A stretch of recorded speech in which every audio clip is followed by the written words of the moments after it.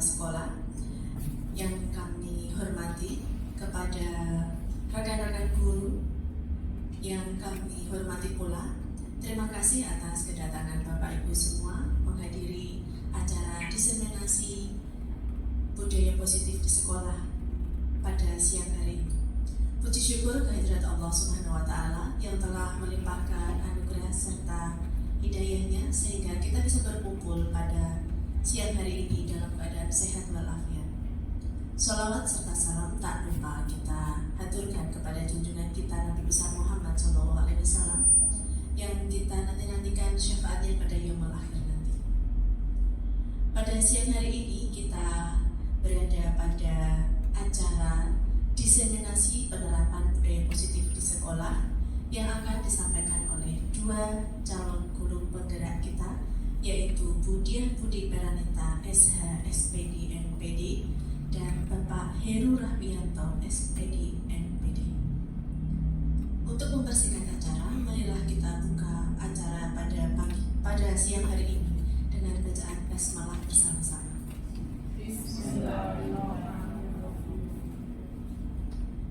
Acara selanjutnya yaitu pembukaan yang akan disampaikan oleh Bapak Alif Tahudi selaku Wakil Kepala Sekolah bagian Sarana Prasarana yang akan mewakili Kepala Sekolah. Kepada Bapak Alif Tahudi kami persilakan.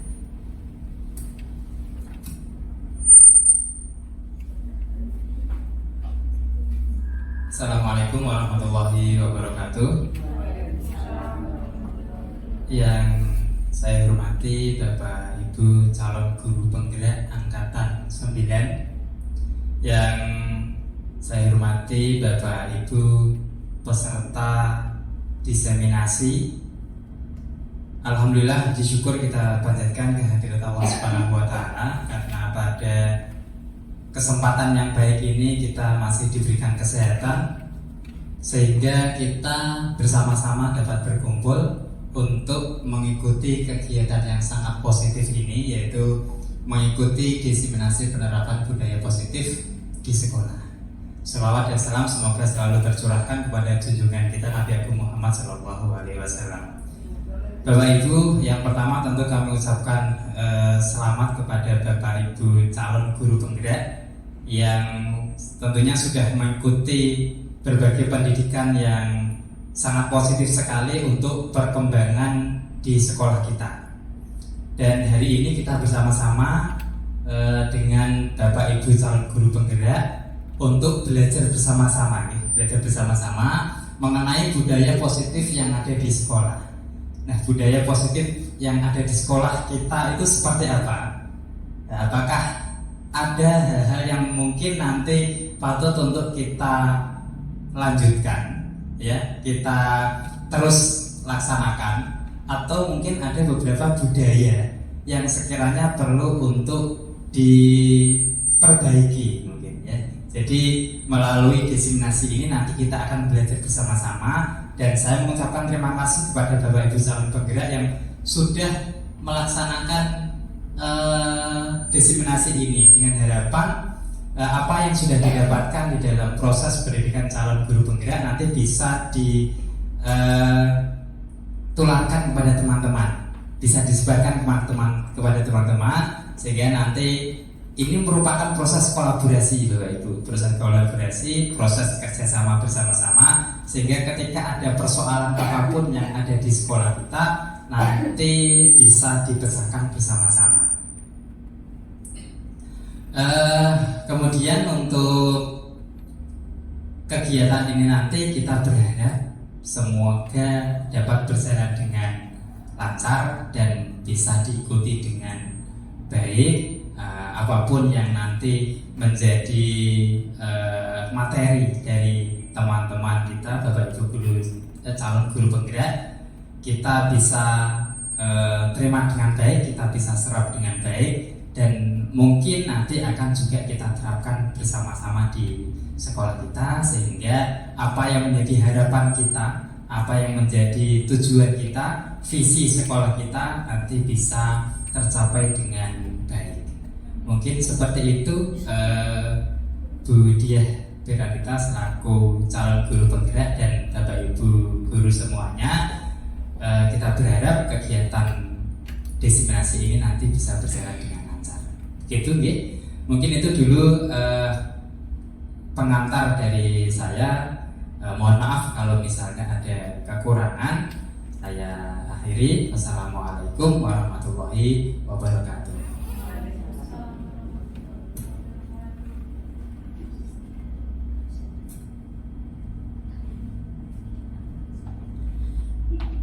Demikian dari sambutan sepatah dua patah kata dari Bapak Alif Daudi selaku Wakil Kepala Sekolah. Terima kasih Bapak Alif.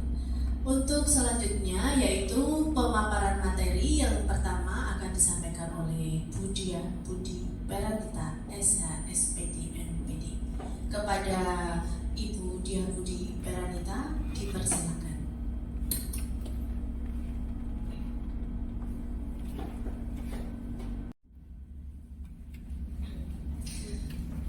Bismillahirrahmanirrahim.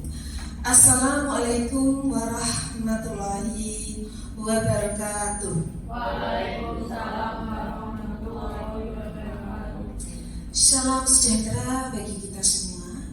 Salam Om Swastiastu, Namo Buddhaya, salam kebajikan. Bapak Ibu yang kami hormati, puji syukur kehadirat Allah Subhanahu wa Ta'ala yang telah memberikan rahmat, hidayah, dan inayahnya sehingga kita pada pagi hari ini atau menjelang siang akan melaksanakan kegiatan diseminasi penerapan budaya positif di sekolah. Sholawat dan salam senantiasa kita curahkan kepada junjungan kita Nabi besar Muhammad Sallallahu Alaihi Wasallam yang kita nantikan syafaatnya di hari akhir nanti. Bapak dan Ibu sekalian, sebelumnya saya ucapkan kepada Ibu Sri Utami, Sarjana Pendidikan Magister Pendidikan selaku pembawa acara yang telah membersamai kita dari awal hingga akhir kegiatan kita pada siang hari ini. Terima kasih pula saya berikan kepada Bapak Alif Daudi, Sarjana Pendidikan Magister Pendidikan yang telah memberikan sambutan selaku Wakil Kepala Sekolah bagian sarana prasarana yang mewakili Bapak Kepala Sekolah SMP Negeri 1 Muda. Ucapan terima kasih saya sampaikan pula kepada rekan-rekan guru yang bersedia meluangkan waktunya sejenak untuk melaksanakan mengikuti kegiatan diseminasi penerapan budaya positif di sekolah. Saya adalah guru SMP Negeri 1 2, di mana beberapa saat yang lalu saya mendapatkan pendidikan sebagai calon guru penggerak, yang mana ketika dalam pendidikan itu ada tahapan yang harus saya laksanakan, yaitu untuk menyelesaikan modul 1.4 budaya positif di sekolah, di mana kegiatan telah saya lakukan pada hari ini. Kegiatan ini merupakan sebuah kegiatan curah pendapat sebetulnya ya. Bagaimana kita berbagi pengalaman untuk menerapkan budaya positif yang ada di sekolah. Nah, mengapa kita berbicara tentang budaya positif? Karena situasi pada saat ini ditengarai banyak terjadi dekadensi moral anak bangsa. Apa itu? Kemerosotan. Nah, namun dalam penerapannya terjadi pergeseran, ya. Terjadi kesalahan-kesalahan dalam penerapannya oleh guru maupun oleh murid. Apa itu budaya positif di sekolahan?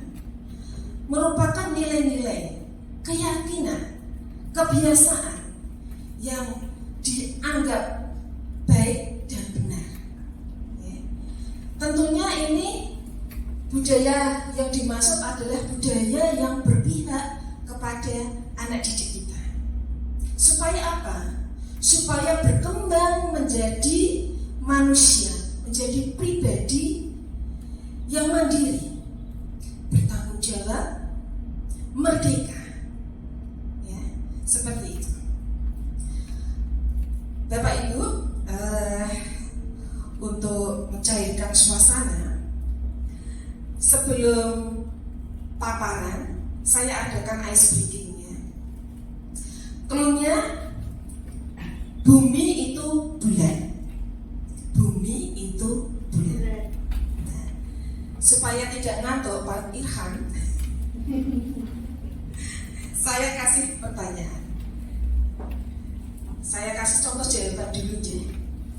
99 ditambah 68 sama dengan 5. 99 ditambah 68 adalah 5. Itu artinya 65 ditambah 35 sama dengan 1. Oke? Han ya? Pak Alif. Pak Alif. 85 ditambah 75 sama dengan 2. betul. Kita kasih aplaus untuk Alif. Oke. Nah, kita lanjutkan ya apa paparan saya yang pertama tadi. Budaya positif di sekolahan. Menurut Bapak Ibu, budaya positif yang ada di sekolahan itu contohnya seperti apa, Bapak Ibu? Budaya positif. Mentaat pada aturan, tidak terlambat berarti, ya. Terus apa lagi? Buang sampah pada tempatnya. Pembiasaan habitus setiap pagi termasuk betul. Apa aja itu? Kalau Asmaul Husna, menyanyikan lagu Indonesia Raya, berdoa, literasi bagus. Literasi ya, literasi juga itu termasuk budaya positif. Nah, ini nanti yang akan kita gali, apakah budaya positif yang ada di SMP 1 Demak perlu dikuatkan lagi atau tidak, seperti itu.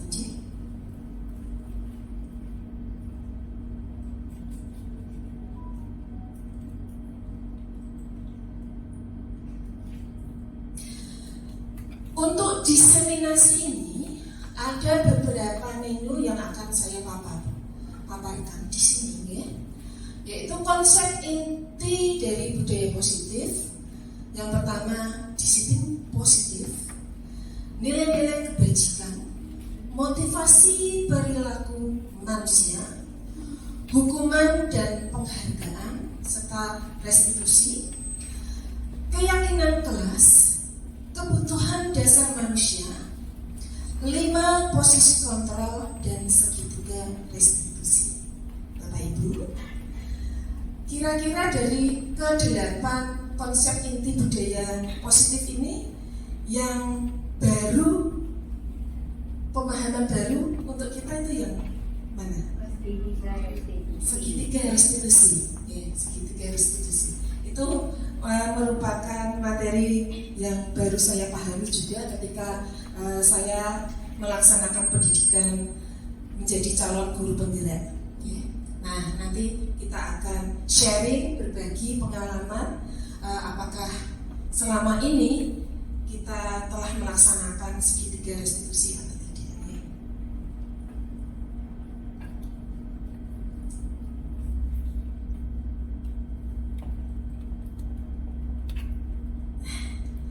Pada slide ini saya itu ingin mengajak Bapak Ibu guru di sini untuk bermain peran.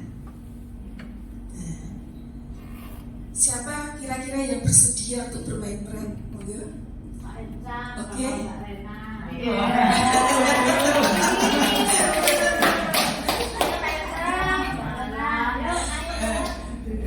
Ya, Bu Dewi. Maka Bu Dewi sama Bu Sarena maju ke depan untuk bermain peran.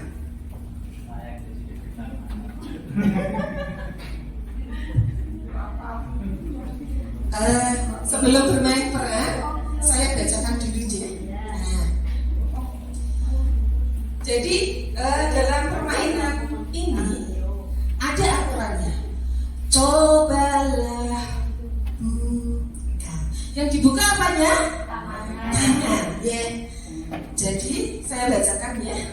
Anda dan teman Anda akan melakukan kegiatan cobalah buka. Anda adalah A. Maaf, di sini yang berperan sebagai A siapa? Bu Dewi apa? Bu Sarena. Yang megang Bu Dewi. Oke, Bu Dewi ya, kita sepakati Bu Dewi. Anda adalah A. Tugas Anda adalah mengepalkan salah satu tangan Anda. Coba bayangkan bahwa Anda perlu menjaga benda tersebut dengan sekuat tenaga karena begitu pentingnya benda itu dalam kehidupan Anda. Bu Dewi seolah-olah membayangkan kepalan tangannya itu ada benda yang sangat berharga bagi kehidupan itu. Seperti itu. Jangan sampai kepalan tangan itu bisa terbuka. Nah, tugasnya Bu Sarena sebagai rekan Anda, yaitu tugas B, adalah mencoba dengan segala cara untuk membuka kepalan tangan Anda. Teman Anda B boleh Bu Sarena ya, membujuk, menghardik, mengintimidasi, memarahi, menggoda, menggelitiki, bahkan menawari uang agar Anda bersedia untuk membuka kepalan tangan Anda. Kepalan tangannya Bu Dewi itu dibujuk sama Bu Sarena dengan sekuat tenaga. Nah, apakah Anda atau B membuka kepalan tangan Anda? Mengapa? Apa alasannya? Anda dan B, Anda berarti A dan B membuka kepalan tangan Anda. Anda dan B berarti dua-duanya ya. Apakah Anda A atau B menutup kepalan tangan Anda? Ibu Dewi menutup kepalan tangan Ibu. Mengapa? Apa alasannya? Nanti dijawab ya. Anda dan B tetap menutup kepalan tangan Anda. Kemudian dalam kegiatan ini sesungguhnya siapa yang memiliki kendali atau kontrol untuk membuka atau menutup kepalan tangan. Oke, itu permainannya ya. Monggo. Sekarang dimulai ya beradegannya. Bermain peran. Monggo. Ya, ini sesuatu yang akan saya pertahankan apapun yang terjadi. Kalau kita tahu apa itu? Ini rahasia. Ini rahasia karena ini sangat berharga dan siapapun nggak bisa membuka tangan apa yang ada di genggaman tangan saya. Semakin dirahasiakan semakin penasaran Bu saya apa? Coba ya apa? Nggak apa-apa bilang aja. Nggak ada yang ngancam kok di sini. Kalau bilang bakal dihukum nggak ada tuh nggak ada. Coba bilang. Nggak bisa. Aduh aku ini tuh sangat tidak bisa berharga dan siapapun meskipun saya harus sampai mati ya. Saya sesuatu yang ada di tangan saya.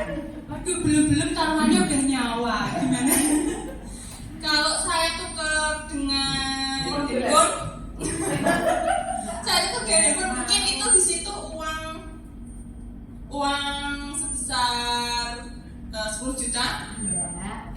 Saya tukar dengan handphone seharga yang lebih mahal lagi 20 juta. Atau yang lebih besar lagi, misalnya motor yang terbaru, keluaran terbaru. Nggak boleh nyebut merek. Atau nanti kalau misalkan nggak dibuka nanti ada mungkin saya masih hukuman atau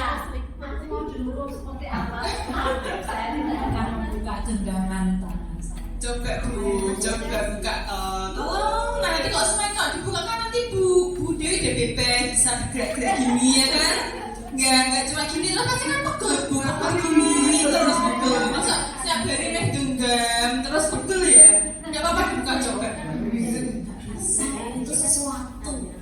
betul lihat nggak apa-apa lihat mana tak itu Nggak akan bisa. Sekalipun saya akan diberi materi yang sangat banyak yang ada di dunia ini, tetap nggak bisa.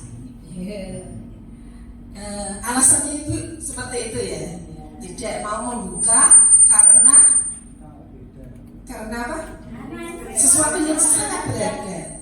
Oke, terima kasih. Oke, bagus ya. Bermain perannya Ibu Dewi sama Ibu Sahrina. Kita kasih aplaus. Oke, kita lanjutkan.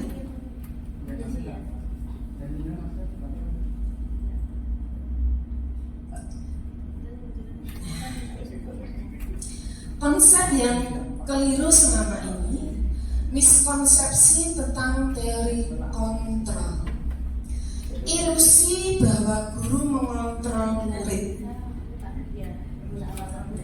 Itu sebetulnya ternyata hanya ilusi seorang guru saja. Karena kontrol itu hanya ada pada diri individu murid diri sendiri. Contohnya seperti yang diadegankan baru saja oleh Ibu Dewi Septiani. Beliau yang mengontrol genggaman tangannya. Tidak ada yang bisa membujuk. Adapun kalau terbuka itu karena atas kehendak pribadi dari Bu Dewi ingin membuka genggaman tangannya. Seperti itu. Kemudian miskonsepsi yang berikutnya adalah ilusi bahwa kritik dan membuat rasa bersalah mampu menguatkan karakter. Bapak Ibu, biasanya kita pernah nggak memberikan kritik kepada anak-anak? Pernah tidak? Contohnya seperti apa? Kritikan. Gimana Pak Irham? Contohnya kritikan itu apa? Kamu bisa baik lagi jika kamu melakukan. Oh ya, kamu tuh harusnya bisa lebih baik dari yang kamu lakukan sekarang. Kira-kira kalau anak kita berikan kalimat seperti itu, apa sebenarnya yang ada di dalam hati anak tersebut? Merasa sedih, kecewa, gitu. Kemudian miskonsepsi tentang teori kontrol yang berikutnya adalah ilusi bahwa orang dewasa berhak untuk memaksa. Bapak Ibu, guru itu kita anggap sebagai orang yang dewasa. Kadang-kala kita merasa berhak untuk mengontrol anak-anak kita, atau dalam hal ini adalah murid, ya kan? Contohnya seperti apa? Cara guru untuk ilusi bahwa orang dewasa berhak memaksa. Contohnya apa? Paksaan. Kamu harus bisa menyelesaikan tugas ini besok, memaksa, gitu? Nah, seperti itu. Karena kita punya power, seolah-olah merasa kita berkuasa terhadap anak didik kita. Yang ada malah apa? Tekanan. Ilusi bahwa semua penguatan positif, efektif, dan bermanfaat. Penguatan positif memberikan nasihat-nasihat, menasihati anak. Nah, besok toh kamu nggak boleh lagi ya memakai sepatu yang berwarna putih, tidak sepatu hitam. Mungkin pada saat itu dilakukan, tapi lama-lama juga kadang hari Rabu memakai sepatu putih, tidak sesuai aturan. Nah, dari posisi kontrol ini tadi bisa terlihat pada dasarnya yang memiliki kontrol diri itu kita sebagai individu. Kadangkala karena kita merasa dewasa, punya pengalaman, memaksakan kehendak kita. Ayo sesuai dengan nilai-nilai yang ibu miliki, kamu harus seperti ini. Tapi sebetulnya kontrol itu hanya ada pada diri individu siswa. Dalam diri individu murid tersebut, apakah dia mau, dia sadar, mau menerapkan nilai-nilai dan keyakinan karena kesadaran dalam dirinya seperti itu.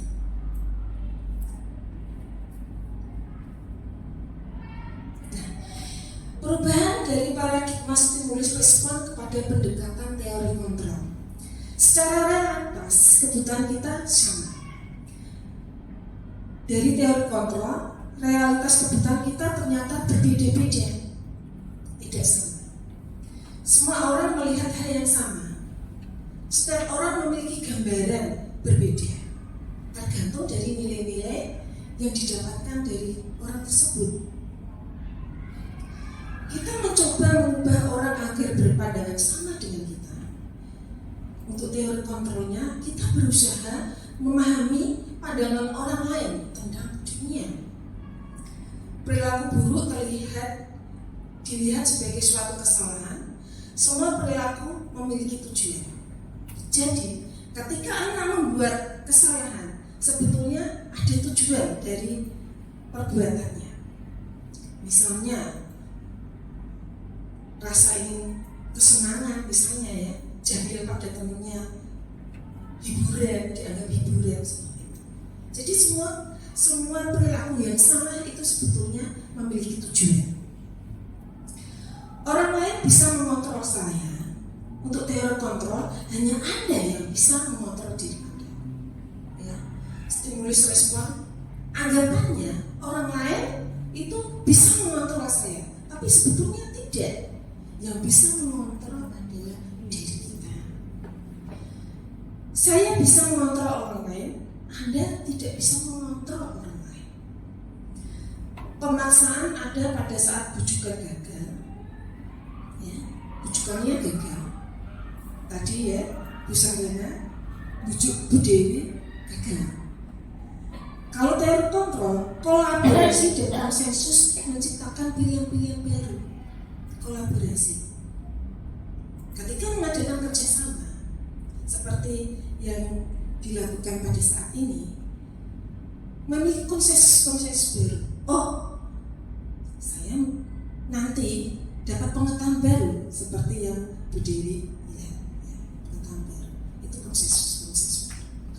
Oh, apa yang saya lakukan saat ini nanti akan mendapatkan impact yang baik terhadap kehidupan saya. Pengetahuan baru seperti itu. Model berpikir menang atau kalah. Kalau teori kontrol, model berpikirnya harus menang dan menang. Pembelajaran dengan paradigma baru. Pembelajaran dengan paradigma baru merupakan pembelajaran yang dirancang berdasarkan prinsip pembelajaran berdiferensiasi, sehingga para peserta didik belajar sesuai kebutuhannya berdasarkan tahap perkembangan sesuai teori psikologi modern dengan mewujudkan profil pelajar Pancasila. Pembelajaran berdiferensiasi itu seperti apa? Ya, tergantung dengan gaya belajar, dengan bakat, dengan profil pelajar, profil belajar siswanya. Nah, jadi berdiferensiasi ini manakala pembelajaran itu senantiasa berpihak pada anak didiknya, selalu berpihak pada anak didiknya agar apa? Anak didiknya itu bisa berkembang menjadi pribadi yang mandiri, ya, pribadi yang mandiri, tahu rasa hormat, empati, simpati kepada orang lain, seperti itu. Sehingga apa? Sehingga menjadi pribadi yang merdeka, mampu bertanggung jawab terhadap dirinya sendiri.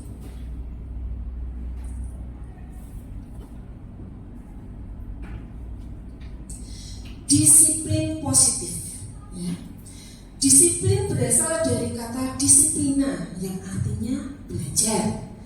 Disiplin mengacu pada disiplin diri yang memiliki tanggung jawab terhadap apa yang dilakukannya berdasarkan nilai-nilai yang diyakini. Disiplin positif merupakan salah satu cara penerapan disiplin yang bertujuan untuk menumbuhkan kesadaran serta memberdayakan peserta didik tanpa imbalan penghargaan, reward, ancaman, atau hukuman.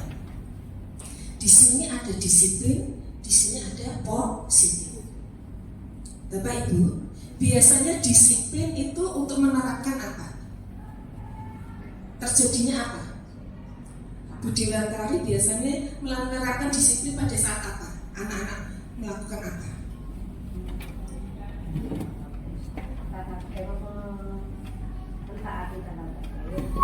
Disiplin, melakukan pendisiplinan anak itu pada saat apa?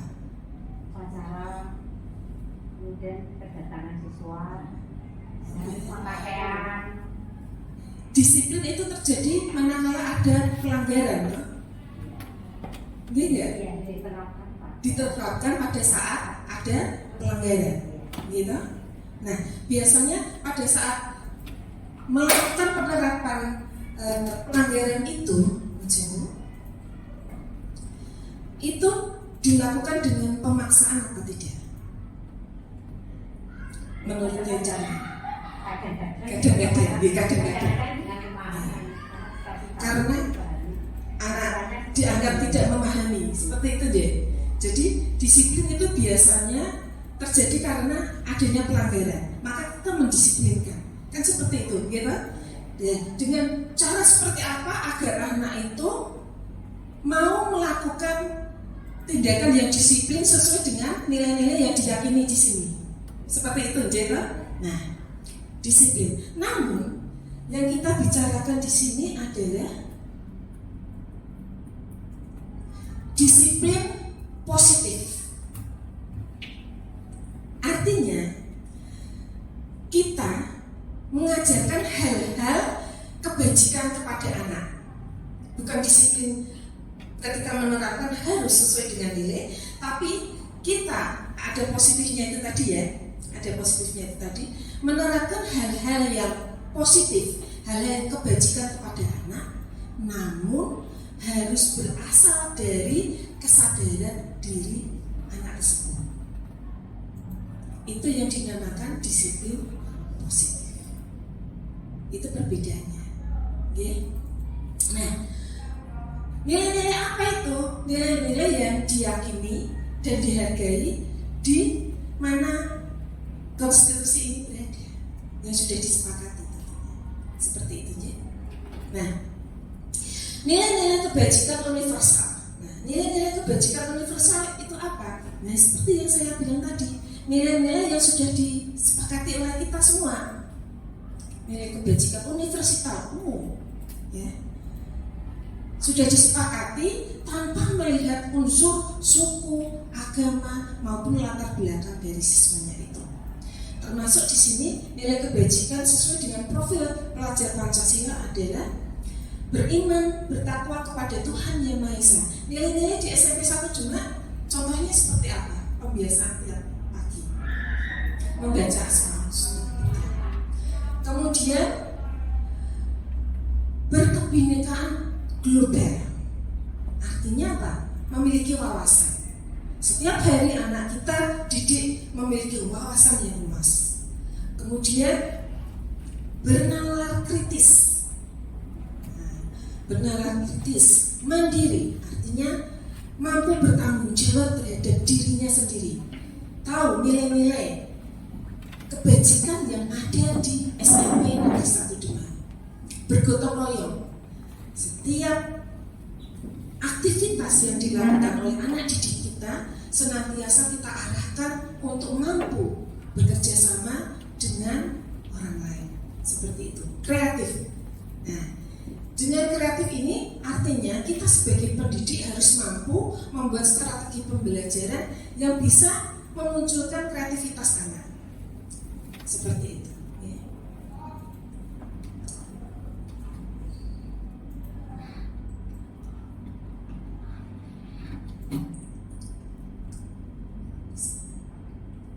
Pak Heru, maaf, ini kok nggak bisa.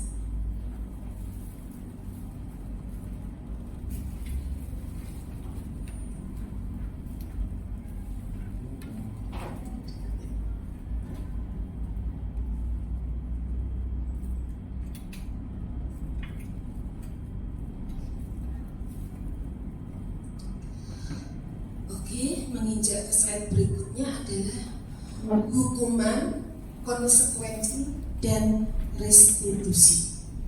Oke. Dalam hal ini, hukuman, konsekuensi, restitusi. Kita ketika menerapkan di dalam kelas, ketika menegakkan pelanggaran tadi yang kita bicarakan tadi, pelanggaran, biasanya ketika menerapkan itu dalam bentuk apa saja yang pernah kita lakukan? Konsekuensi, hukuman. Misalnya seperti apa? Berdiri di pojok kelas. Berdiri di pojok kelas. Hukuman dan konsekuensi. Apa itu hukuman? Tidak terencana atau tiba-tiba, murid tidak tahu apa yang akan terjadi, bersifat satu arah berupa hukuman fisik atau psikis. Sedangkan konsekuensi terencana atau disepakati sesuai peraturan, murid tetap dibuat tidak nyaman, sikap guru selalu memonitor oleh murid. Kemudian restitusi, proses menciptakan kondisi bagi murid untuk memperbaiki kesalahan. Proses kolaboratif yang mengajarkan murid untuk mencari solusi sendiri. Nah, hukuman biasanya kalimatnya seperti apa yang kita ucapkan? Kamu harus melakukan hal yang seperti ini. Nah, seperti itu ya. Kalau konsekuensi, apakah kamu telah melakukan perbuatan yang sesuai, ya. Terus restitusi yang seperti apa? Seperti apa Bu Sri Utami? Itu tahu sendiri bahwa dia salah. Seperti itu, punya kesadaran, ya kan? Kesadaran kalau dia telah menemukan kesalahannya, seperti itu. Itu yang dinamakan dengan restitusi. Ya, seperti itu. Ya. Nah, ini tindakan guru apakah termasuk hukuman atau konsekuensi? Bisa kita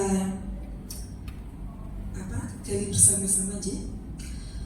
Tindakan guru berdiri di depan kelas sambil mengangkat kaki satu karena tidak bisa menjawab pertanyaan. Itu termasuk hukuman atau konsekuensi? Hukuman ya? Kemudian yang kedua, lari mengelilingi lapangan basket 2 kali karena terlambat hadir di sekolah, hukuman atau konsekuensi? Hukuman.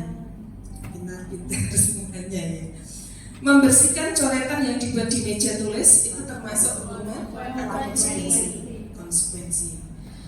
Menggantikan kertas tugas temannya yang dicoret-coret itu termasuk hukuman atau konsekuensi?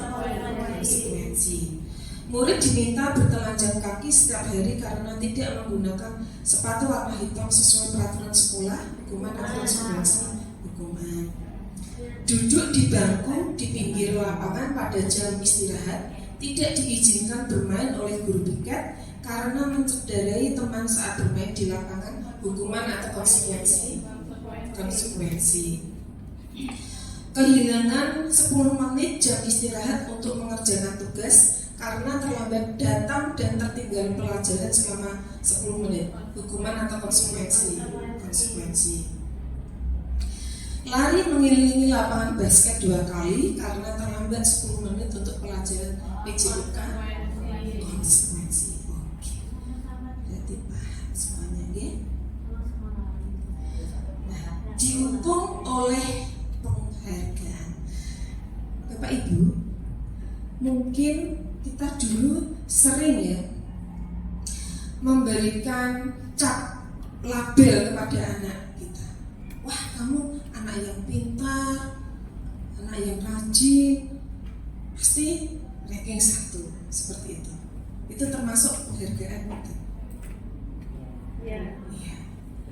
Terus ketika mereka berdiskusi, kemudian selesai tepat pada waktunya dan mengumpulkan tugas paling awal, terus kita kasih reward berupa permen misalkan, itu termasuk pemberian penghargaan, betul?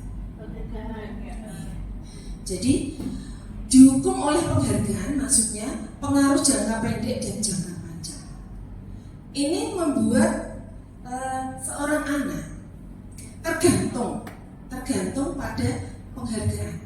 Jika suatu kali ada guru yang biasanya memberikan penghargaan reward berupa permen itu tadi, tidak memberikan permen, apa yang terjadi? Motivasi anak menjadi seperti itu. Penghargaan tidak efektif lagi, ya. Karena apa? Permennya tidak ada, akhirnya anaknya malah pada loyo, nggak mau mengerjakan tugas. Penghargaan merusak hubungan. Nah, anak yang biasanya dilabeli dicap oleh guru, anak pintar, anak yang keset, anak apa, itu kadang-kala bisa merusak hubungan. Betul apa tidak? Iya. Karena ada rasa iri. Setiap orang pasti dalam hatinya merasa iri. Wah, pencakai, kok gak usah bukan lomba cakai meneh. Aku gak pernah ditunjuk, gak pernah dianggap seperti itu. Penghargaan menurunkan kualitas. Menurun apa tidak, Bapak Ibu? Jika motivasinya anak-anak menjadi turun, menurun juga. Karena tidak ada gairah lagi untuk meningkatkan kemampuannya seperti itu. Penghargaan mematikan kreativitas. Yang dimaksud di sini apa? Penghargaan bisa mematikan kreativitas. Ya iya. Anak tadi kan tidak termotivasi. Artinya apa? Akhirnya ketika dia memiliki kebutuhan, punya minat, bakat, tapi tidak mau dikembangkan, akhirnya kreativitasnya menjadi turun. Seperti itu. Penghargaan yang menghukum. Kalau aku kemarin ranking 1, suatu saat kalau aku lengah, nggak belajar, rankingku menjadi turun, akhirnya aku tidak jadi juara lagi dong. Menghukum diri kita sendiri, diri anak tersebut. Penghargaan mengurangi ketepatan. Ya, kadang-kala kalau kita fokus hanya pada satu anak yang dianggap berprestasi, itu saja yang kita pilih, akhirnya apa? mengurangi ketepatan. Anak yang lainnya tidak terlihat seperti itu. Motivasi dalam diri, motivasi dalam diri intrinsik adalah nilai-nilai kesadaran dari setiap anak harus mulai tumbuh karena kesadaran diri itu sendiri, ya, seperti itu. Ciri-ciri restitusi. Restitusi bukan untuk menembus kesalahan, namun untuk belajar dari kesalahan. Jadi di sini, jika ada anak yang salah, kita harus bisa membuat anak tersebut memahami bahwa sebetulnya kesalahan itu semua orang pernah punya rasa bersalah, tapi bagaimana upaya kita untuk belajar dari kesalahan, ya? Memperbaiki hubungan, ya? Dari belajar kesalahan itu akhirnya dia memperbaiki hubungan dengan orang lain berupa tawaran, bukan paksaan, ya? Ketika kamu belajar untuk memperbaiki hubungan dengan orang yang kamu misalnya buat kesalahan berupa tawaran, bukan paksaan, kamu harus memperbaiki hubungan itu. Bagaimana caranya?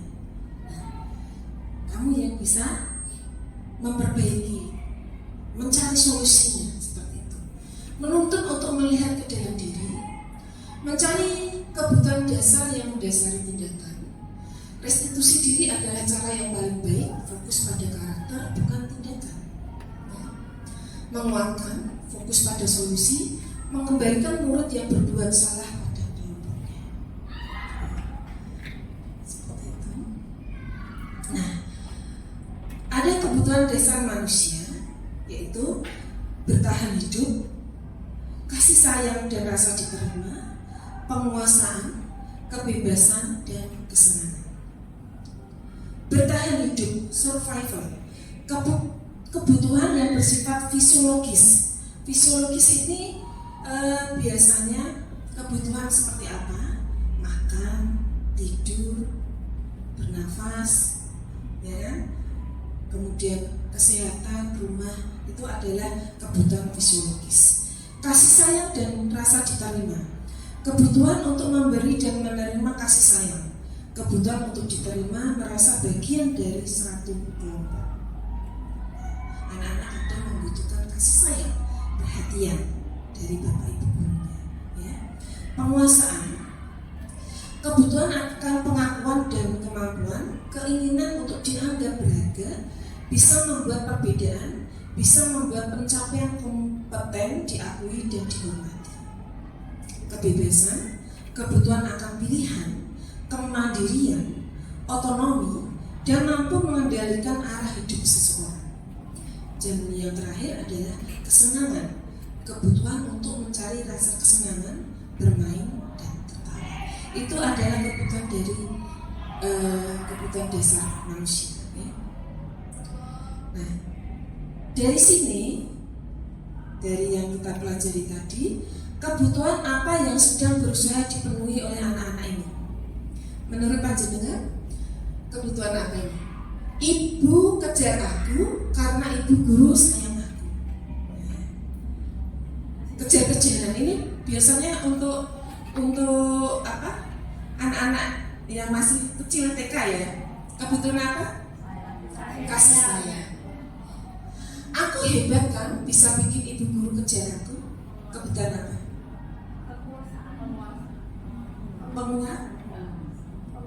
Penguasa. Ya. Ibu guru bilang, aku tidak boleh bersenandung sewaktu mengerjakan tugas. Katanya kelas harus tenang, tidak ada suara, kan nggak seru jadinya.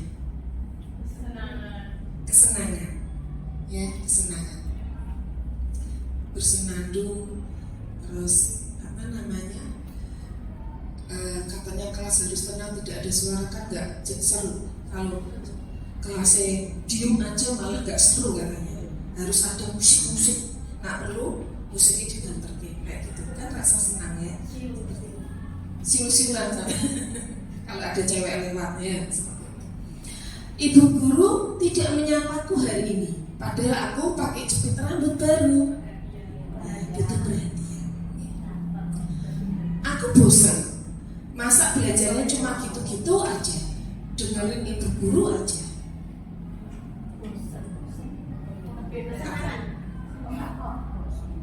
Aku bosan. Kebebasan. Bosan aku. Harusnya apa jalan keluarnya kalau anak bosan kayak gini? Jalan keluarnya. Jalan-jalan. Bikin strategi itu tadi. Ya kan? Strategi yang sesuai dengan gaya belajarnya. Aku senang main kejar-kejaran dengan ibu guru. Seru. Ini mesti ya tetap senang-senang ya. Senang. Berikutnya, keyakinan kelas. Keyakinan yaitu nilai-nilai kebajikan universal yang disepakati secara tersirat dan tersurat lepas dari latar belakang suku, negara, bahasa maupun agama. Seperti yang saya jelaskan tadi, keyakinan sekolah atau kelas berupa pernyataan universal yang mudah diingat, dipahami, dan harus diterapkan dalam lingkungan sekolah. Guru berperan dalam mewujudkan terbentuknya keyakinan sekolah atau kelas dengan adanya kesepakatan antar guru dan murid. Jadi kalau begitu, apa yang dimaksud dengan keyakinan kelas? Mengapa keyakinan kelas? Mengapa bukan peraturan kelas? Menurut panjenengan kenapa? Kalau keyakinan kelas merupakan kesepakatan. Ya. Ya kalau peraturan searah. Peraturan biasanya apa? Tata tertib ya. Tata tertib. Itu searah ya. Yang menyepakati siapa? Yang membuat. Ya, sekolahan dan yang harus disepakati. Yang menyepakati dipaksa. Seperti itu. Nah, kalau keyakinan apa? Sukarela. Ada keyakinan, ya kan?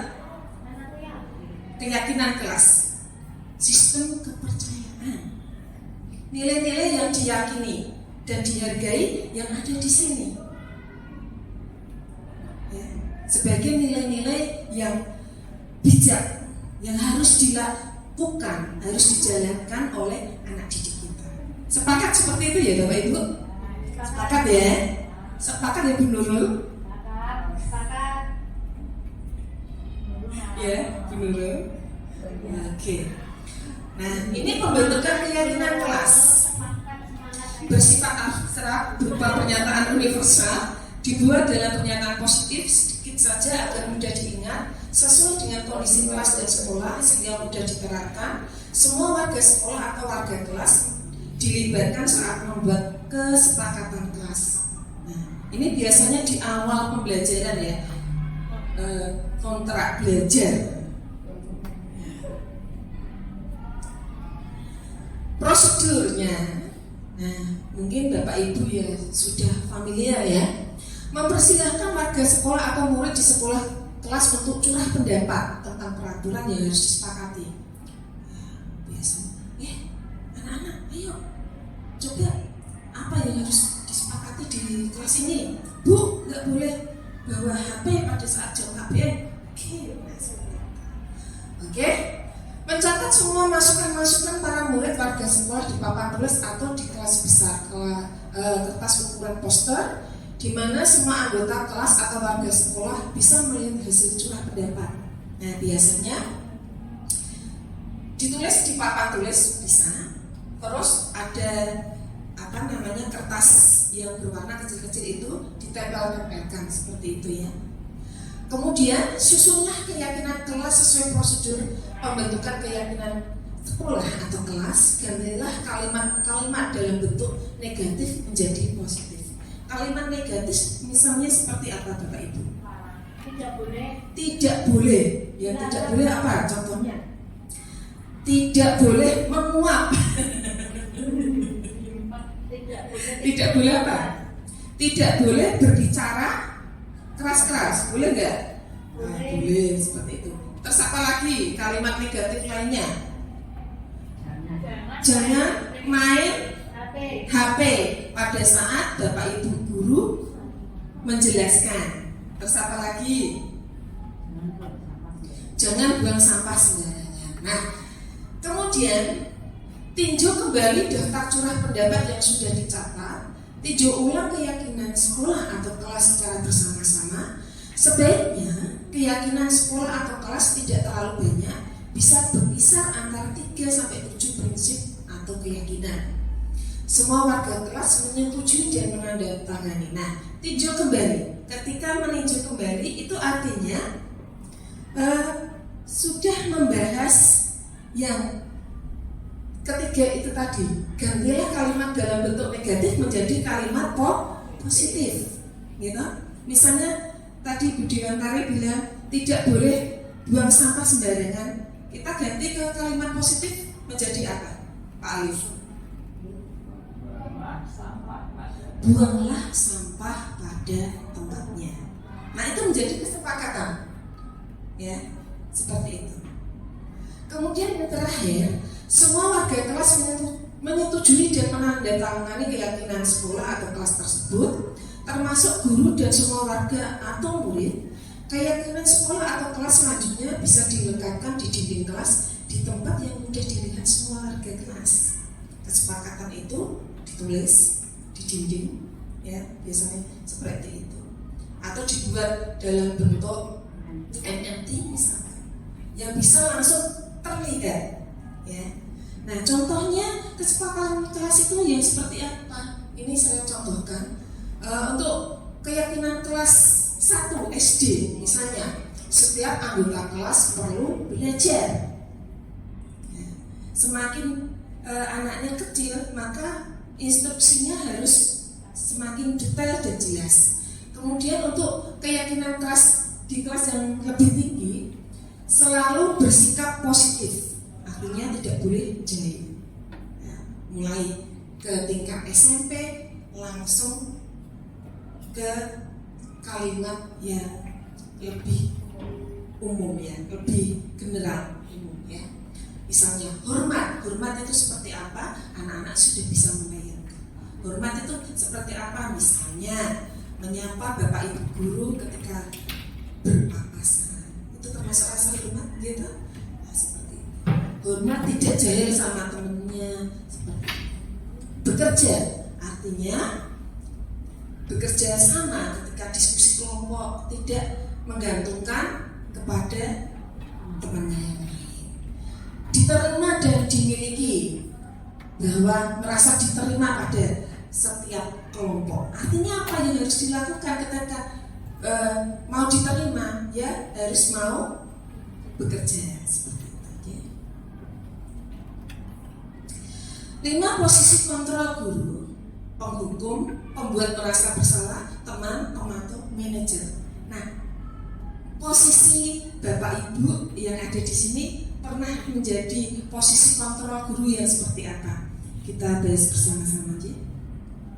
Penghukum, seorang penghukum bisa menggunakan hukuman fisik maupun verbal. Nah, apakah Bapak atau Ibu guru yang ada di sini pernah menghukum secara fisik? Tidak pernah. Secara verbal? Oh, itu berarti kita memposisikan diri sebagai penghukum, ya. Nada suaranya tinggi. Oh, terlambat meneh. Dasine kowe ora tau dinggo. Sepatu menapa meneh. Nah, itu termasuk penghukum, ya, penghukum. Yang berikutnya, pembuat merasa bersalah. Pada posisi ini biasanya guru akan bersuara lebih lembut, membuat rasa bersalah, akan menggunakan keheningan yang membuat orang lain merasa tidak nyaman, bersalah, atau rendah diri. Di posisi ini murid akan memiliki penilaian diri yang buruk tentang diri mereka. Di kamu gimana sih? Seharusnya kamu bisa lebih baik dari ini, bisa tidak terlambat, rumahmu dekat. Membuat merasa bersalah. Apa yang terjadi ketika kita di posisi pembuat rasa bersalah? Anak-anak perasaannya seperti apa? kira-kira? Masalah. Merasa bersalah, hanya Ya sedih aja. sedih. Ya, sedih ya, rasa bersedih, kecewa. Kok aku kayak gini ya? Nah, seperti itu. Memposisikan diri sebagai teman.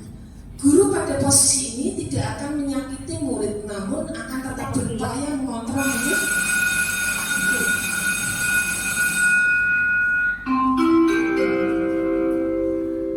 Saatnya istirahat pertama.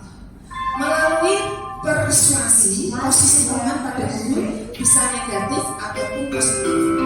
Positif di sini berupa hubungan baik yang terjadi antar guru dan murid. Hal negatif dari posisi teman adalah bila suatu saat guru tersebut tidak membantu, maka murid akan kecewa. Biasanya guru seperti ini guru yang seperti apa?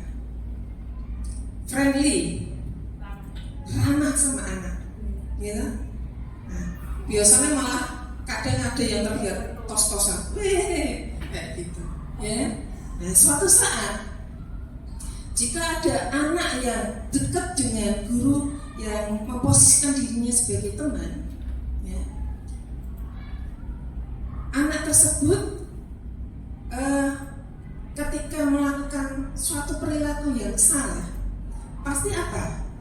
Tidak mau guru yang lain yang menangani.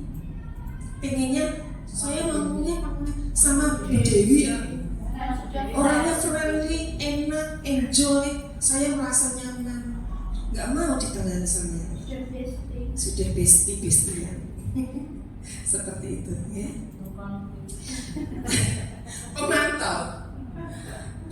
Memantau berarti mengawasi. Pada saat kita mengawasi, kita bertanggung jawab atas perilaku orang-orang yang kita awasi. Posisi pemantau berdasarkan pada peraturan-peraturan dan konsekuensi. Dengan menggunakan sanksi atau konsekuensi, kita dapat memisahkan hubungan pribadi kita dengan murid sebagai seseorang yang menjalankan posisi pemantau. Biasanya kalimat yang keluar seperti apa, Bapak Ibu? Posisi pemantau. Apa yang kamu lakukan? Ya kan? Terus sanksi atau konsekuensi apa dari perbuatan yang kamu lakukan, seperti itu. Itu pemantau. Ya. Terakhir, manajer.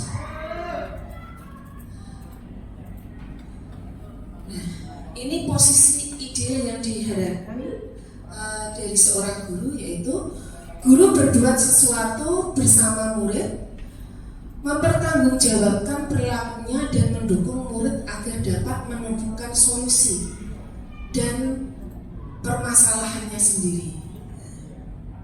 Jadi di sini posisi kita sebagai seorang manajer itu bersama murid bisa mencari solusi atas apa yang permasalahan yang murid itu hadapi.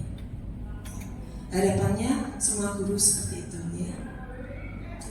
Nah, ini ada beberapa pernyataan atau kalimat. Siapa kira-kira yang mengatakan posisi guru sebagai apa yang mengatakan ya? Saya kecewa sekali dengan kamu. Membuat merasa bersalah. Apa yang telah kamu lakukan? Memantau. Kamu tidak pernah benar melakukannya. Ayolah lakukan demi saya. Friendly tadi, Dewi ya. Oh, Pak Iin. Apa rencana kamu untuk menyelesaikan ini? Ini yang manajer. Ini hadapan kita. Kamu selalu yang paling terakhir menghukum. Bagaimana kamu bisa menyelesaikan masalah ini? Manajer. Oke. Segitiga restitusi.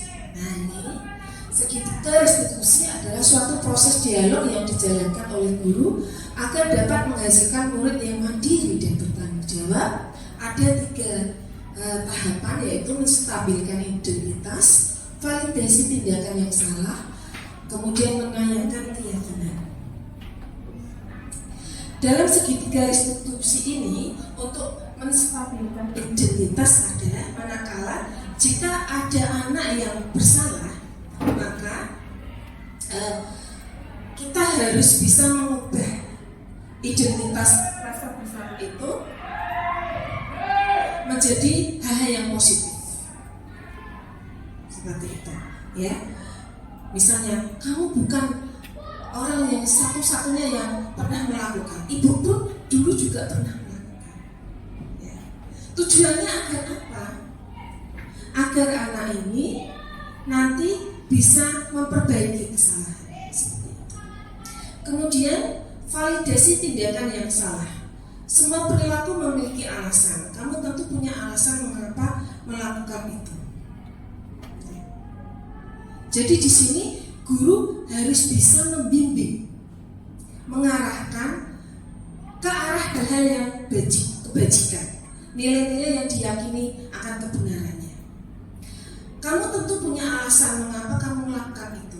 Itu contoh kalimatnya. Apakah ada cara yang lebih efektif untuk mendapatkan apa yang kamu butuhkan? Seperti itu. Jadi kita harus bisa membimbing, mengarahkan ke nilai-nilai yang kita yakini kebenarannya. Kemudian menanyakan keyakinan.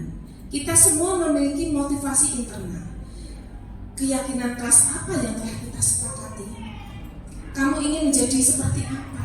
Nah, dari menstabilkan identitas ini merupakan langkah basic, langkah dasar.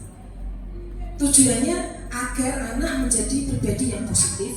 Kemudian langkah dasar berikutnya adalah validasi tindakan yang salah. Tujuannya apa?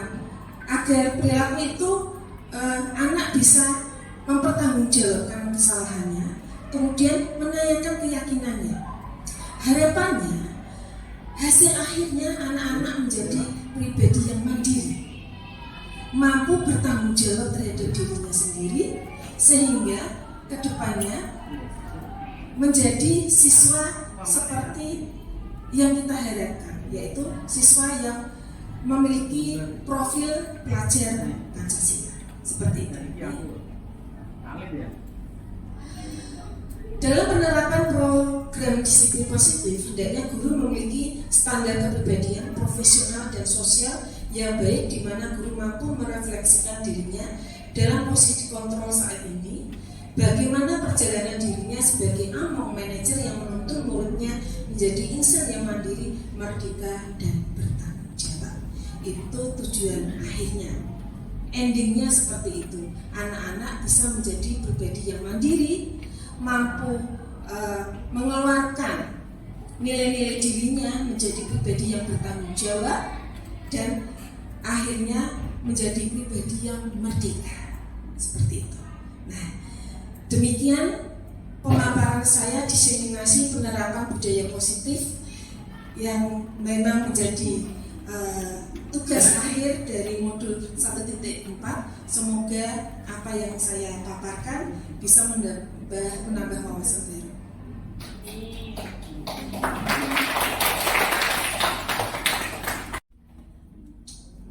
Demikian paparan dari Budi Peranita SH SPD MPD.